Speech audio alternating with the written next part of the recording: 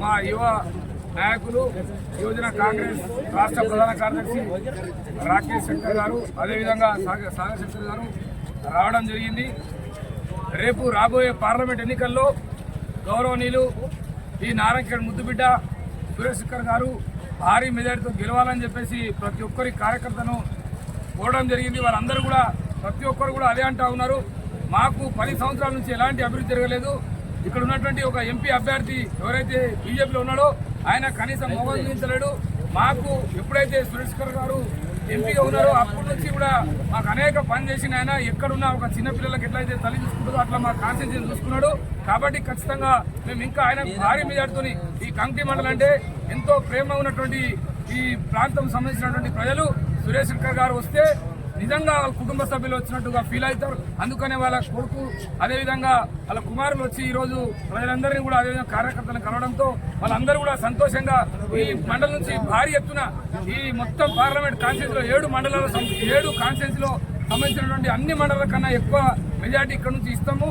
అదేవిధంగా కార్యదర్శి రాకేష్ అన్న గారికి మన నారాయణఖేడ్ పట్నాల కృష్ణారెడ్డి మరియు సురేష్ కుమార్ శెట్టర్ ఉన్నప్పుడే అభివృద్ధి అయింది. నేడు కూడా మరియు సహజంగా దేశంలో మహాకూటమి రాహుల్ గాంధీ గారు ప్రధాని కాబోతున్నారు. అదేవిధంగా సురేష్ శెట్టర్ గారు కేంద్ర మంత్రి కాబోతురని ఈ సందర్భంగా తెలియజేస్తున్నాను. ముఖ్యంగా గత 10 సంవత్సరాల నుంచి చూసినట్టయితే బిజినెస్ పార్టీలు బిజినెస్ చూసుకున్నాడు తప్పితే ఏ మండలన్నా ఏ విలేజ్ అన్నా ఏ కాన్స్టిట్యున్సీ అన్నా ఈరోజే నారాయణఖేడ్ కాన్స్టిట్యుయెన్సీ ప్రచారం స్టార్ట్ చేసినాము.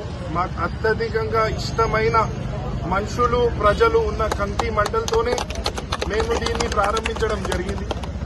దీనికన్నా ముఖ్యమైన విషయాలు మీరు ఆలోచించేది ఏంటంటే ఇప్పుడు మనకు ఆల్రెడీ మన ప్రభుత్వం ఉంది.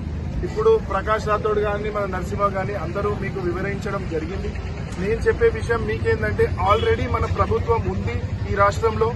ఇప్పుడు ఇప్పుడు నారాయణఖేడ్ నుంచి మీ ముద్దుబిడ్డ మీలో ఒకడు మీ మధ్యలో పుట్టి మీ మధ్యలో పెరిగి రోజు మీ మధ్యలో ఉండి సేవా కార్యక్రమాలు చేసుకునే 35 సంవత్సరాల నుంచి సేవా కార్యక్రమం చేసుకునే మీ సురేష్ శెట్టర్ గారు ఈసారి ఆయన ఎంపీగా సోనియా గాంధీ గారు అవకాశం ఇవ్వడం జరిగింది. మొట్టమొదటి సీటు ఈ రాష్ట్రంలో కేటాయించింది మన సురేష్ శెట్టర్ గారికి. ఆ గౌరవం ఇచ్చింది అంతా ఈ నారాయణఖేడ్ ప్రజలు.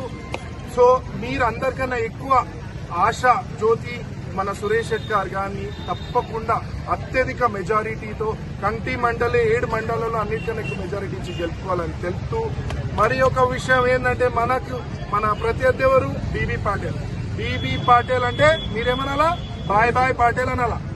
బీబీ పాటేల్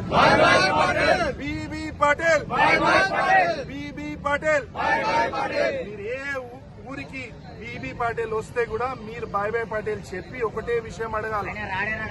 10 సంవత్సరంలో మా ఊరికి ఎప్పుడైనా వచ్చినావా? మా ఊరికి వచ్చి ఏమైనా చేసినావా? దీని గురించి ఆలోచించినావా? నువ్వు గవర్నమెంట్ పనులు చేయని అవసరం లేదు.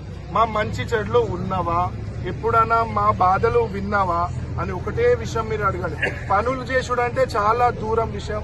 ఇంకా మన ఎమ్మెల్యే గారు కూడా ఈ కాన్స్టిట్యుయెన్సీలో మన సంజీవన్న ఉన్నారు కాబట్టి ఇప్పుడు తోడెత్తులుగా ఇద్దరు పనిచేసే డబల్ ఇంజన్ సర్కార్ ఉంటుంది. నారాయణఖేడ్ అంటే డబల్ ఇంజన్ సర్కార్ అంటే మీరు సింగిల్ రోడ్ అడిగితే డబల్ రోడ్ వస్తుంది. సో ఆశ అంతా మీరే.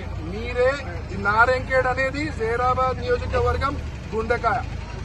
సో తప్పకుండా గుండెకాయని మీరు అందరికన్నా ఎక్కువ కాపాడుకుంటారని కోరుతూ మళ్ళీ నాకు ఈ అవకాశం ఇచ్చిన మీ అందరికీ మరొకసారి